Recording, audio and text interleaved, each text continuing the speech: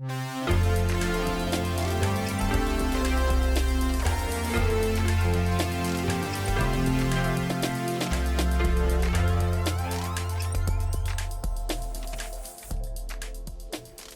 friends, and welcome to the May 4th edition of Weekly Witness, Texas Impact's weekly opportunity for mainstream Texans of faith to learn about policy issues here in our great state and have a conversation about how you can engage in that process. My name is Scott Atnip, your host and Texas Impact's Director of Public Witness, and we have a timely episode for you today as we welcome several guests with recent experiences with the migration system. First, we'll welcome ELCA Bishop Sue Briner to the program. Bishop Briner is the bishop of the Southwestern Texas Synod. She recently had a chance to meet with migrant families in D.C. after they were bused from the Texas border to the nation's capital as part of Governor Gov Abbott's border security stunt. She joins us to talk about how Lutherans and people of faith can and are responding to the growing political tension around immigration in the U.S. Next, we'll be joined by Texas Impact staffers Bobby Watson and Isa Peterson, who spent a couple of days together at the Texas-Mexico border. They'll talk about their experiences and what steps they hope Texans of faith will take on this issue. On this week's watch list, Josh joins us to talk about racial disparities and voter turnout. And to kick us off, we'll begin with a weekly word from our friend Reverend Dan DeLeon, senior pastor at Friends Congregational Church in College Station. But before we get to the program, I want to share a couple of quick thoughts at the top. First, thanks as always to all who've reached out with comments, questions, and suggestions for the podcast. We love to hear from you. I'll be looking for your emails at scott@texasimpact.org. And help us out by subscribing, sharing, and inviting a friend to listen. It seems like every time an election is coming, immigration issues make their way back into the headlines. And this year's no different. There are real challenges facing our human migration system, many of which need to be addressed with policy changes. And so my hope is that Texans of faith will take our responsibility seriously to learn about these issues, meet with families who are impacted, and find actual solutions to the real challenges our human siblings are facing. If you need help figuring out where to start, Texas Impact has opportunities like our Courts and Ports program to take a deeper dive into learning about some of these important issues.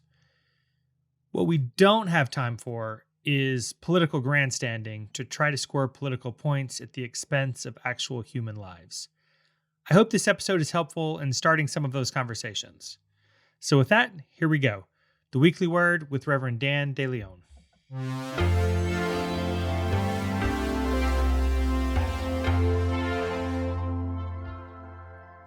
Sunday, May 1st, was the third Sunday of Easter.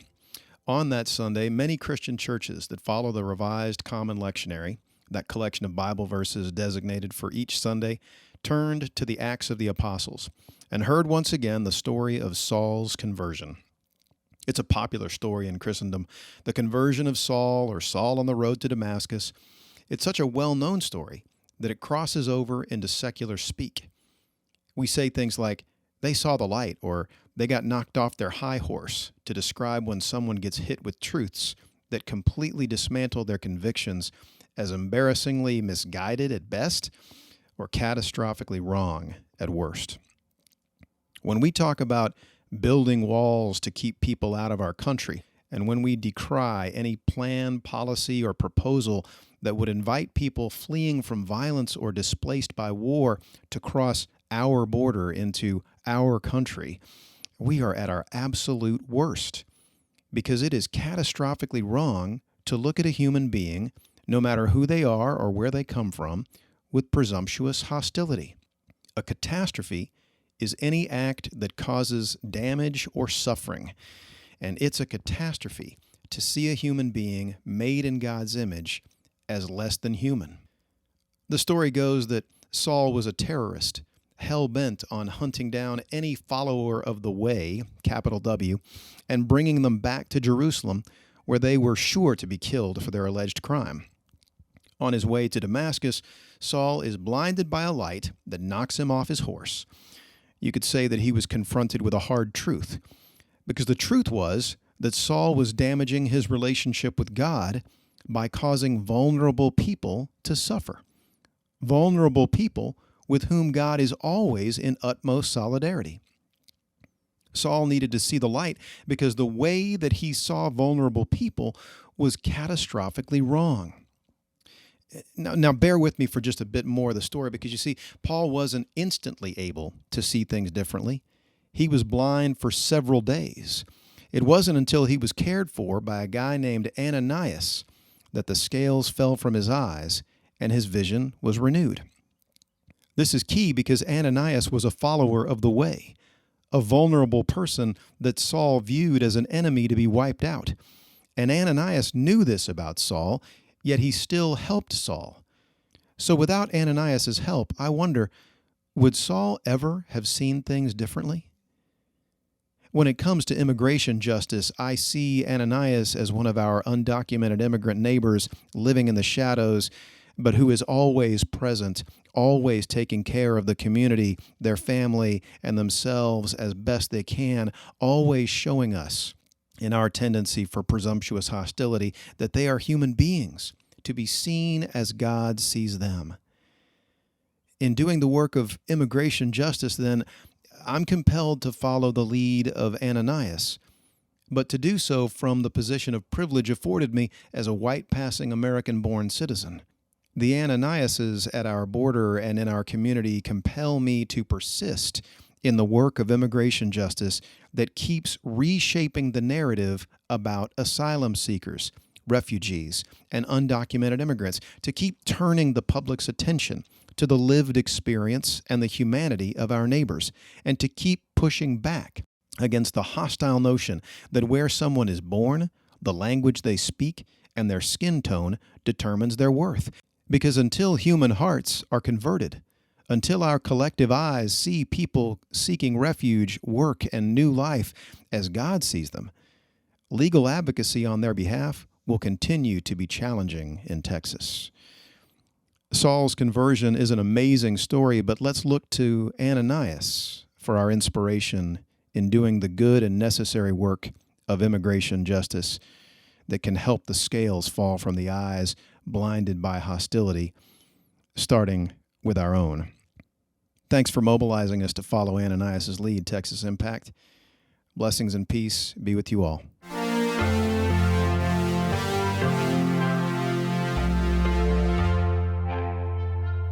This week's episode was brought to you by Methodist Healthcare Ministries of South Texas, Friendship West Baptist Church in Dallas, and the COVID Collaborative.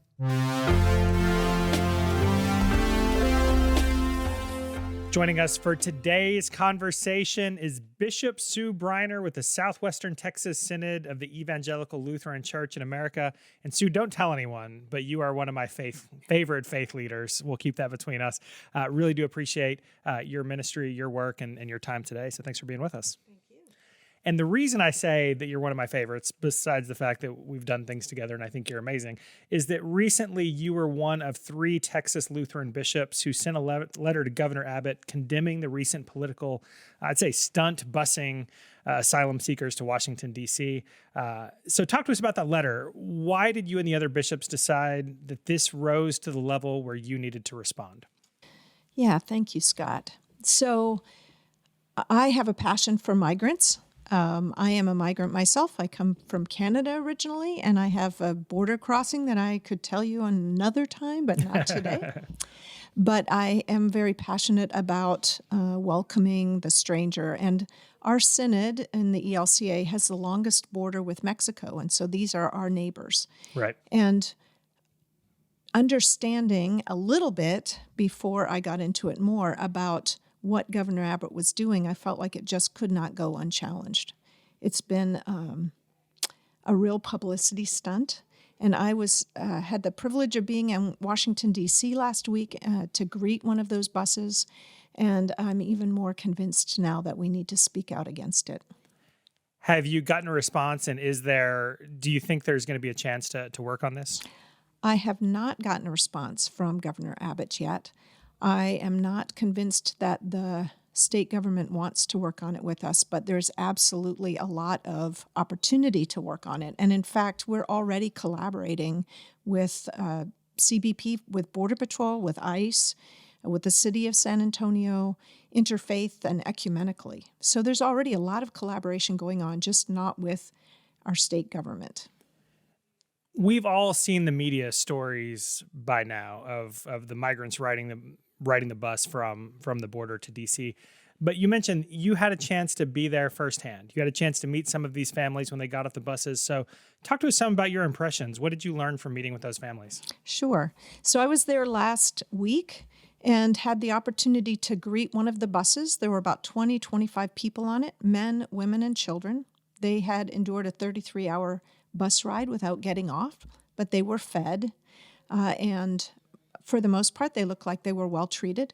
They came off the bus in 40 degrees and flip-flops and shorts, and so they were freezing. Wow. But I was part of a volunteer coalition that welcomed them with knitted caps and blankets, and we walked them to a community church to be able to feed them and then process them to help them figure out where they were going. So they were from all over the place. This particular morning, we had people there from Venezuela, from Cuba, from Senegal. Some were single men, and some were coming with families with small children. And some of them had places to go on the East Coast, which is why they had accepted a free bus ride from our governor. Others just had kind of a vague idea of where they wanted to be. So a couple of them said that they wanted to be in New York City, but they didn't necessarily have anybody to go to. And what I understand from talking with the volunteers that do this on a regular basis is there's never more than a handful of people that come, 20, 25 at the most. Some of them are aware of why they're on the bus and where they're going, and others have obviously not been told exactly why they're there. There was a gentleman last week, apparently, that needed to go to Houston from Del Rio, and so he ended up going all the way to D.C. and then having to come back to Houston. Were you able to hear any stories about why people were making the trek? I feel like from our previous Courts and Ports experiences, one of the things that people in the pews might think is that, folks are, I don't know why they think they're coming, but in my experience, most of these families had a story that was pretty moving about why they would choose to make a trek. So any of those type stories? Well, not individual stories as much as they named things like violence, like their children about to be forced to go into a gang. There are some issues around just fleeing any kind of violence or climate change disasters that have left them either homeless or without the capability of working. And these are all people, I should point out, that had papers. So they didn't get on the bus unless they had been processed by CBP and were given asylum papers and a hearing date and time. And then the goal is to get them to a place where they await their asylum hearings. How's it going in D.C.? Are congregations, or is the interfaith community working together?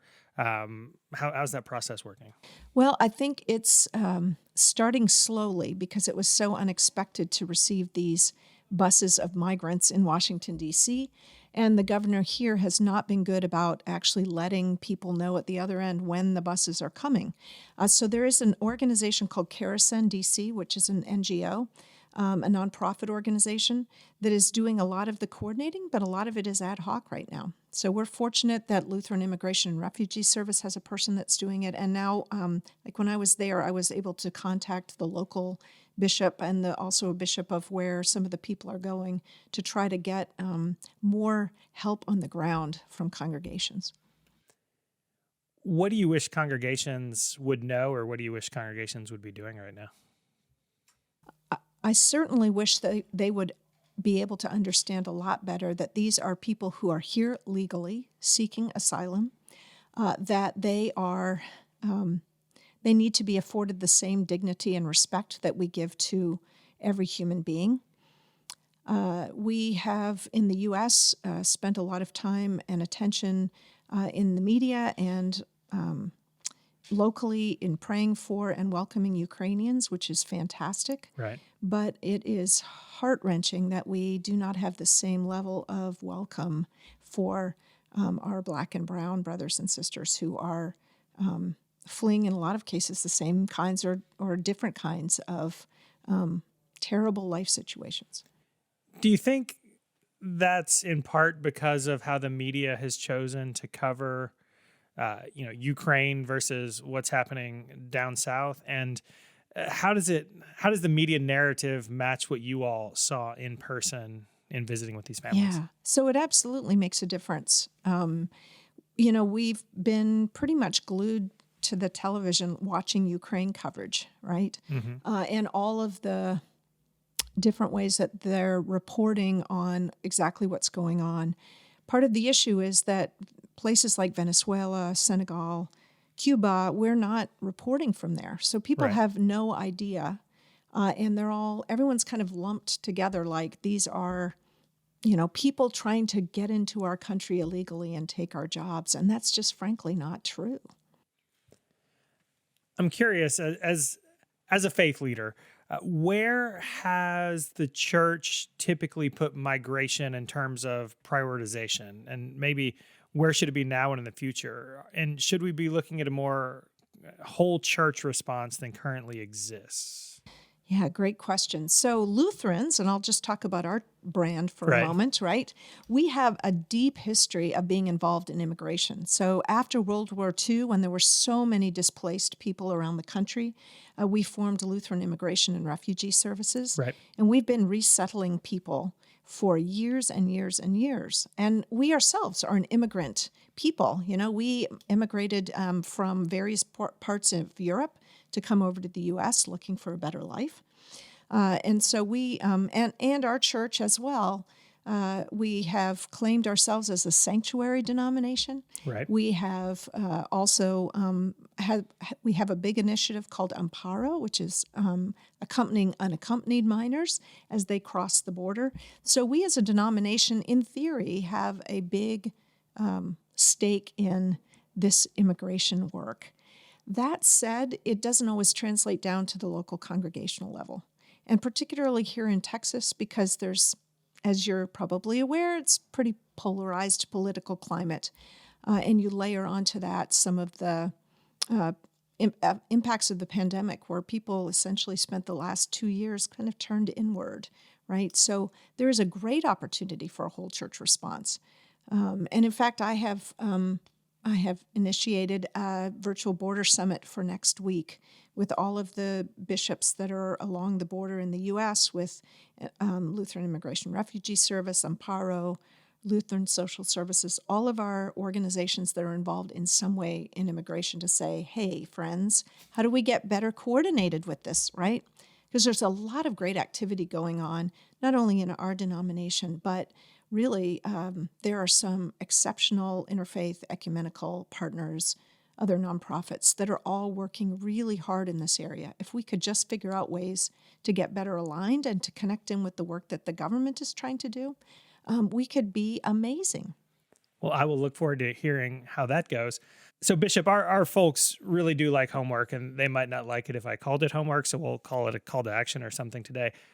But there is both a missional response and a justice response that's needed at this time. So could you walk us through how you hope Texans of Faith will respond to the continuing issue that I assume we'll continue to see at the southern border? Yeah, absolutely. So for me, what guides us is the story of the Samaritan neighbor in the Gospel of Luke, chapter 10, which is how do we love God and love neighbor? And it's tending to those that we see on the side of the road. These are our neighbors. And so through a combination of education, direct service, financial and other contributions, as well as advocacy, we have a tremendous opportunity as people of faith here to make a difference in our local communities and with these migrants. And not only here locally, but connecting them nationally and internationally. I'll give you a chance for a shameless plug. Anywhere that you would recommend people to go for more information? Absolutely. So you can find some information on our Synod website, swtsynod.org.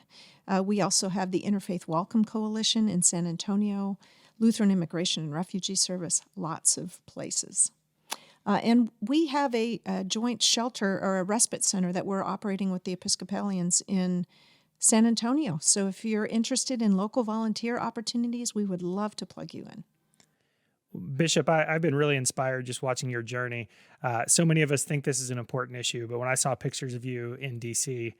Greeting the bus, that certainly moved me. And so I thank you for the ministry that you're doing, for the leadership you're providing, and really appreciate you taking the time and sharing with us today. Thank you, Scott.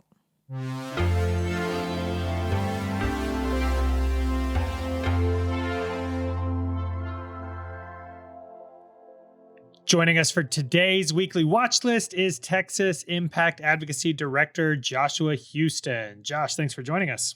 Hey, Scott, it's good to be back. So I don't know if your text messages and telephone calls and social media looked anything like mine this weekend, but Josh, there's a lot going on in the world this week, and I, for one, and I'm sure our listeners are curious about which of those things you're watching this week. Like everyone else, I am watching how LGBTQ equality and the right to contraception may be at risk if the Supreme Court overturns Roe v. Wade.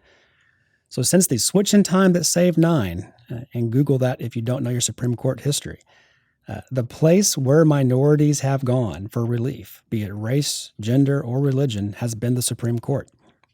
And if it wasn't clear already, it should be now that that era is over.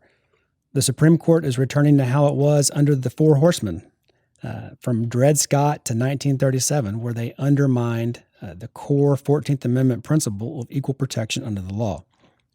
Now, where minorities must go for relief is state legislatures. Scott, that's daunting. It is almost certainly a generational struggle, but it is the only option. And the quicker we grieve and accept it, the better we'll all be. We need to feel that fierce urgency of now. So for that to be a reality, we have to address racial disparities in voter turnout. And we have to do it now before the legal barriers get any worse. Voter turnout in state House districts of color lags dramatically behind House districts that are predominantly white. Now, there are a myriad of historical, cultural, and downright suppressive reasons for this. They range from the mundane, such as counties having fewer polling places, or not enough election workers, or lack of transportation, to the very high profile, such as the Supreme Court choosing to see gerrymandering as partisan and not racial. So let's look at Texas. Each House district has roughly 194,000 people after redistricting. But when you break it down by House district, twice as many people voted in North San Antonio as opposed to South San Antonio. In Dallas, 2.5 times as many people voted in Highland Park as opposed to Fair Park. In Houston, 3 times as many people voted in River Oaks as opposed to Sharpstown. And rural Texas is no different. Twice as many people voted in Kerrville as opposed to the Rio Grande Valley. We need to remember that you can't gerrymander a statewide office. They can pack 85 to 90% of racial minorities into one district, and that does reduce their representation in the Texas legislature, but they can't make their vote count only 3/5 of a vote at a statewide level. So I want to reiterate what I said about there being a myriad of historical, cultural, and suppressive reasons for disparities in turnout before I say what I'm about to say. The problem of gerrymandering is as much psychological as it is structural. So let me say what I mean by this. I've heard many people over the years say, quote, "We're all packed into one district, my vote doesn't matter." Frankly, that is a depressed way of thinking, understandable, but not helpful. A more empowered way to think about it is like this. If a borrower owes a lender $10,000, but instead only pays $7,500 of it, the lender doesn't throw away $7,500. The lender is also unlikely to accept $7,500 and consider the debt settled. A lender is more likely to enlist an army of debt collectors and show up at the borrower's house. Being gerrymandered is no different. The answer is to find 5 friends and show up at the polls for the statewide seats that cannot be gerrymandered. This feels daunting. But American history is replete with examples of when voters have overcome these barriers. You can go all the way back to James Madison. He was a Federalist at the time, and he overcame Patrick Henry's attempt to gerrymander him into an anti-Federalist district. Prohibitionists overcame gerrymandering by running dry candidates in the primaries of both parties. After the Voting Rights Act, Andy Young overcame gerrymandering by forming a cross-racial coalition to become the first African American elected to Congress in Georgia since Reconstruction in 1972. In that same year, Texans overcame gerrymandering and replaced half of the state house after the Sharpstown scandal. In all four instances, the protagonists were not the candidates that we remember. The protagonists were the voters that adapted and overcame the barriers of gerrymandering. No one's coming to save us but us. But in a democracy, we can save ourselves. So you're saying there is some hope, but it's going to take some work and it's going to take some time. Yeah, there's absolutely hope, but you're absolutely right. It's going to take a lot of work, and it may take quite a bit of time. We have to gird ourselves for a very long struggle. That could very well be 20, 30 years. Well, Weekly Witness listeners are up for it. Thanks for the time, and we'll see you next week. All right, thanks, Scott.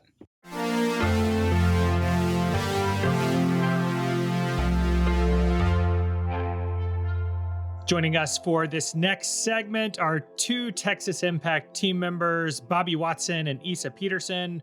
Both were just part of a team that returned from McAllen from the Texas-Mexico border to do some recon work for our future courts and ports trips, but also have a lot of information that they have to bring back for us. So first of all, Issa, Bobby, thanks for joining us. Yeah, it's really good to see you, God. I was going to say see you, but I can see you on the camera, which they don't know that, but sorry about that. How's it going, Scott? How you doing? How's it going, Glad Scott? to be here. Issa, this was your first trip to the border, and I still remember the first time I went down with the Texas Impact team and the first courts and ports trip I went on, frankly. So I wonder what your first impressions were, never having experienced that before. Yeah, so this was my first time down there, and although I've crossed the border before when I was younger, I didn't know what it looked like currently. And if you read things on the news and you hear things on the news, it sounds, at least in my opinion, a lot scarier than it actually going down there and crossing the border seemed to be. It seemed just this is an average day for these people's lives, and it's just hundreds of them standing around waiting. One of the things that kind of felt kind of weirdly normal was the people just waiting for a doctor's appointment and trying to see the doctor, and this is just a day in their life. This is nothing special. It's just the reality that they sadly have to live in. Yeah, that was one of the things that struck me my first time down too, is you have this vision of like, you know, if you listen to some politicians, it's like people are trying to climb over fences and, you know, but it's just real life, right? Yeah. People going about their business, waiting in line to go to work or school. That's something that struck me as well. I would say that the most shocking part of it was that it wasn't shocking, that this wasn't special. And that's kind of the sad, kind of tragic part that makes this kind of experience very just interesting and unique that you wouldn't see just living down here up here in Austin. Now, this doesn't necessarily directly intersect with the work that you're doing, but there is some kind of intersection with the climate work that you've been doing. So how does this tie in? Yeah, so we actually listened to a story from a migrant there, and we'll give him the name John for this purpose sakes. And one of the reasons that he left was a multitude of reasons similar to like violence and threats of safety in his hometown country. But one of the main reasons was climate change and climate hazards that is going to be increasingly more frequent, as you see, and there's supposed to be more migrants coming, and I guarantee that climate change and hurricanes and droughts are going to be the reasons that they go.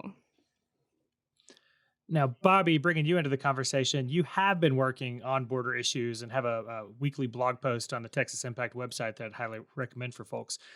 But what do people need to know about what's happening right now, and what do you expect will be coming in the weeks and months to come? So one thing I think it's probably good to talk about is like what Issa was saying, is that while our courts and ports trips right now aren't looking as dramatic as it might have been on early when we first started this, but that doesn't mean it's any less important. Because like she said, while there's not these, when we talk about border issues, when we read about it, we often hear these really extreme and hot takes about how it's a crisis from whatever perspective.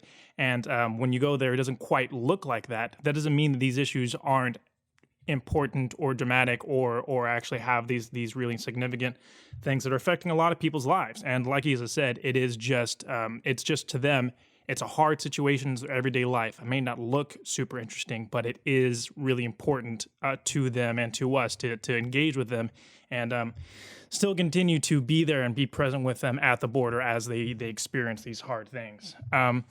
One thing that is we're all watching for and being preparing for is, of course, the lift of Title 42.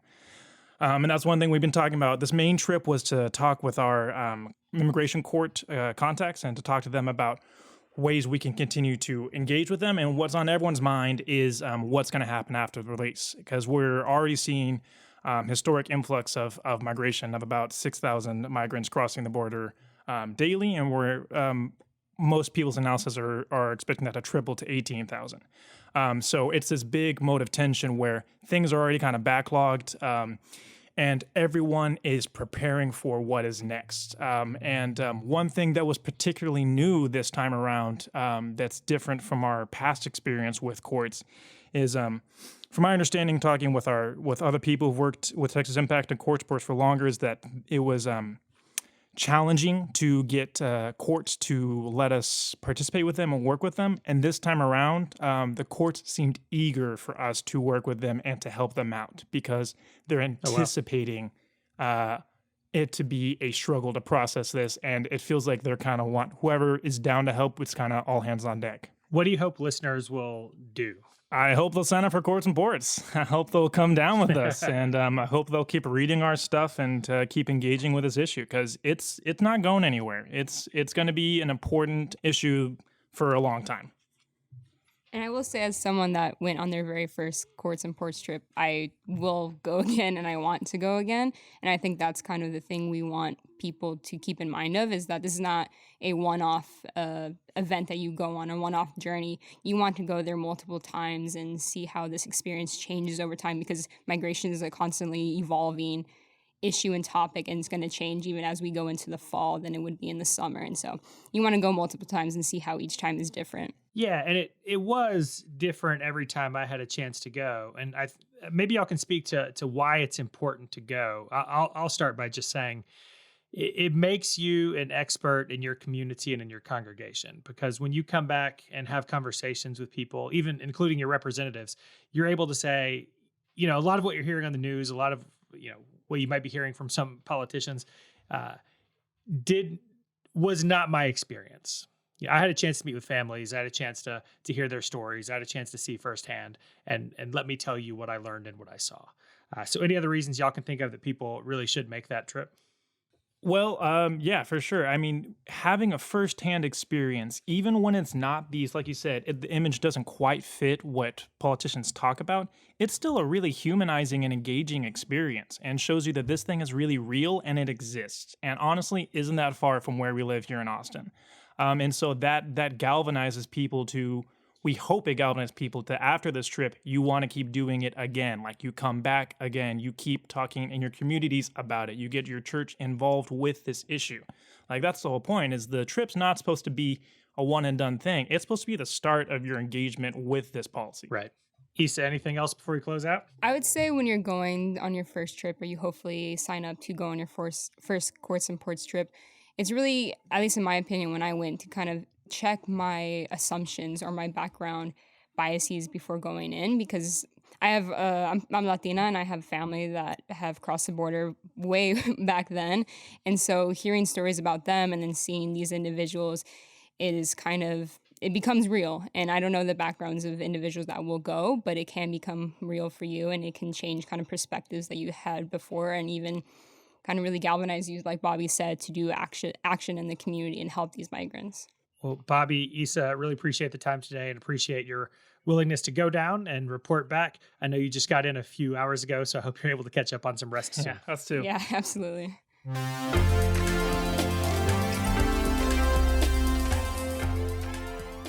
I want to thank our guests today, Bishop Sue Briner, Reverend Dan DeLeon, Josh Houston, Bobby Watson, and Issa Peterson. But I especially want to thank you for tuning in. Y'all, we have real challenges in our migration systems, from root causes to how we respond in our own communities. And these challenges demand that people of faith respond in real and meaningful ways. and require our elected officials to take their responsibilities seriously and avoid political grandstanding. I pray that we'll take these responsibilities seriously. Having met myself with migrants at the border, running from horrific conditions and seeking a better life, we owe it to them to share their stories and meet with our representatives to help find real and lasting solutions. So I hope that you'll share this important content in this episode with your friends and congregations. And with that, it's time to draw this episode to a close. If you stayed with us this long, you must have enjoyed the content. So I hope you'll share it with your friends and congregations and leave us a rating or review. That way, even more of your friends can find us and join in the movement for justice in Texas. And there is a lot going on, so keep an eye on Texas Impact social media for upcoming announcements, or email me at scott@texasimpact.org with questions.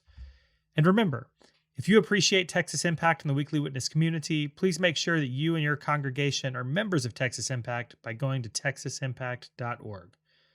Friends, these are wild times, and 2022 is an important year for democracy in our communities and for working for a solution for migrant families. The world needs Texans of faith active and engaged. So let's get to work.